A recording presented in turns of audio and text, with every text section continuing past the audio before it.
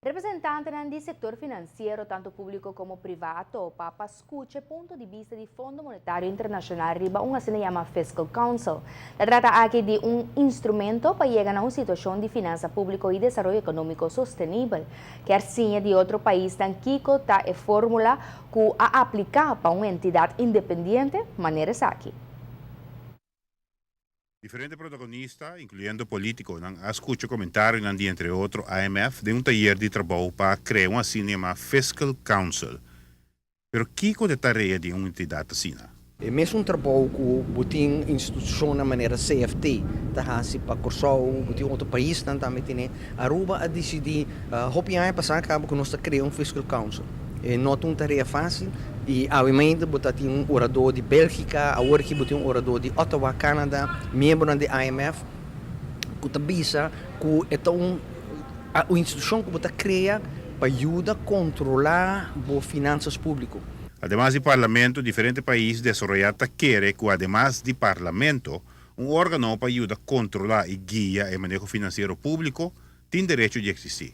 A experiência que a Aruba está passando durante agora aqui, a experiência não que outro país passa de jeito, a passar e não a criar uma instituição, maneira um fiscal council e sei nós também está fazendo agora aqui.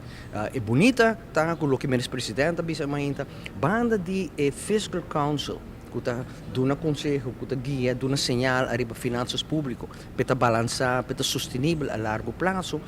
Nós que criar uma situação que a consequência não financeiro está tendo em conta que o efeito na economia, criação de trabalho, qualidade de vida, porque é uma situação balançada. Busca equilíbrio socioeconômico de um desenvolvimento sustentável, está uma boa avenida e, segundo a IMF, é uma boa escolha.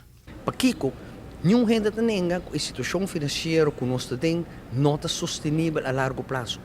E não está bom. O que nós paga na interesse arriba nos deve não está muito alto.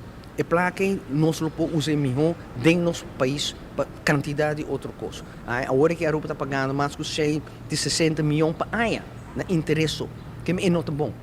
Nós temos que baixar o déficit, baixar o débito e para a largo prazo nós temos uma situação que nós vamos fazer tudo o que nós temos na Aruba, sim que nós temos que nós temos situação aqui e o Fiscal Council é um instrumento para fazer isso.